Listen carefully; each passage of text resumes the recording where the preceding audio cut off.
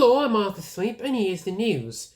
Dan Stepp is going to be performing at the Tidmouth Town Hall in Sean's World today, and after that he'll be coming over to Ponyville, and then Penguinsburg, and just he's touring all around. Here's the programme. No, really, that's it. There's no punchline.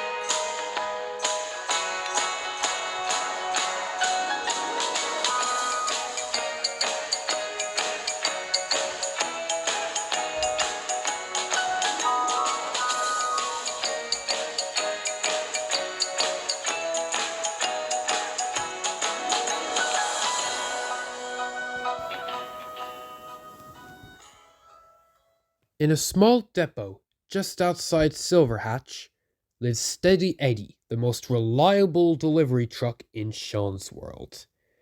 One morning he was just waking up, and so was his good friend Loretta Laurie. Wonder what's on the agenda for today then. This delivery of paint pots, called Freddie Forklift. They're needed up in Bobsville. Bobsville? Yeah, that's where Bob's yard is, innit? Oh, that's Pontypandy. Yeah, it's very close to the fire station, Bob's yard is. Oh, it's my mistake. I'll get it confused all the time. I just call it Bobsville because Bob lives there. Oh yes, Bob will be expecting those paint pots. He's running a bit short on paint at the moment. No problem, said Steady Eddie.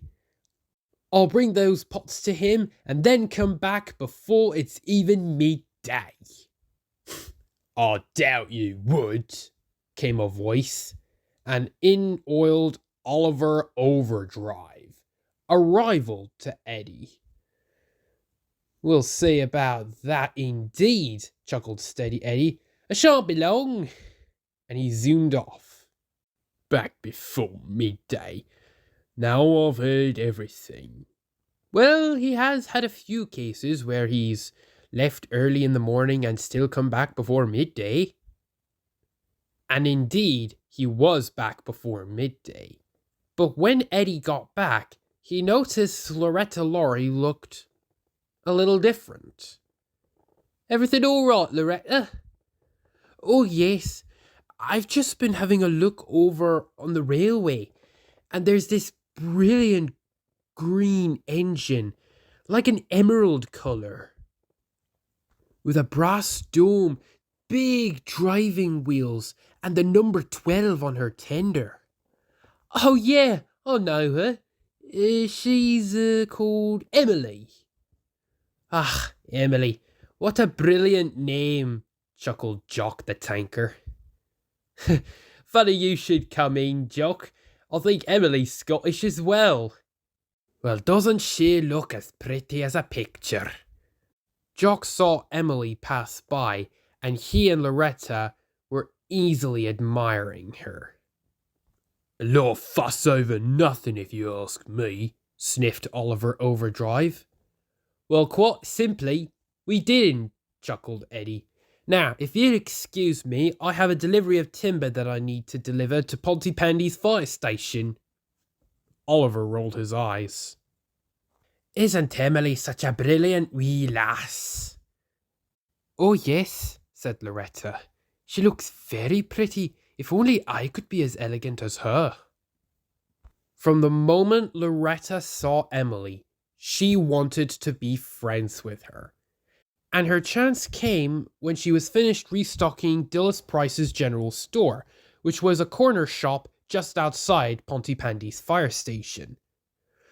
Right, Loretta, that's the lot.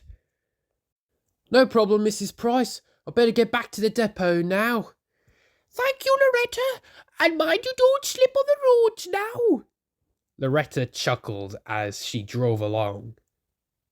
She was soon overtaken by Oliver Overdrive. Out of the way, Loretta, an important delivery coming through. What's so important about your delivery? I'm delivering new mechanical equipment for Archie. He's meant to be making something new. Oh, well, I'd take care if I were you, said Loretta. Who cares? Scoffed Oliver, and he zoomed off to Balamory. Meanwhile, Emily was puffing down the track, enjoying nature. It's a lovely day, isn't it? She said to no one in particular. You seem to get a lot of those around here. And suddenly, she smelled something. Is that smoke? Is something on fire? But of course, there was no fire. It was just Oliver Overdrive being reckless. Oliver, slow down, called Emily to Oliver. I've no time to listen to a big steam engine like you. I've got work to do. And Oliver zoomed off, with Loretta Lorry following closely behind. Oh, I hope this doesn't cause a ruckus, said Emily worriedly. It did. Oliver was being so reckless that at one point he screeched to a halt and his trailer overturned right on a railroad crossing. If you weren't so careless, this wouldn't have happened, Oliver, said Loretta, kind of cross. But even worse, Loretta knew Emily would be on her way. So she did something brave. She raced back down the road, caught up to Emily, and warned her about the incident at the railroad crossing. Oh, thanks for telling me, said Emily. I'm glad you were there to witness that and tell me about it. Trust me, Oliver's like this all the time, said Loretta, rolling her eyes. Is that so? Mr. Plod was informed about the incident and grounded Oliver for 2 weeks. All of his deliveries will still need to be done by someone else, though. No problem, came a familiar voice. It was Steady Eddie. I think I'm pretty much free for the next few days, so I'll volunteer if you like. Marvellous, grinned Mr. Plod. Down in Balamory, Archie was waiting patiently for the parts for his new project, and when he saw Steady Eddie, he was curious. Where's Oliver Overdrive? What happened? How long have you got? Chuckled Eddie.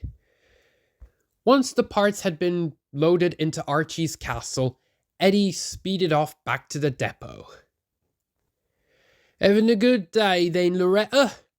Oh yes, I made a new friend in Emily, smiled Loretta. And I saw it happen, smiled Jock. She was a brave wee Lorry.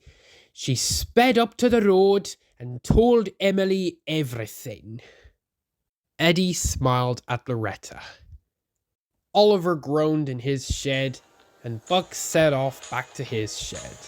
As for Loretta, she was glad to have become a new friend for Emily.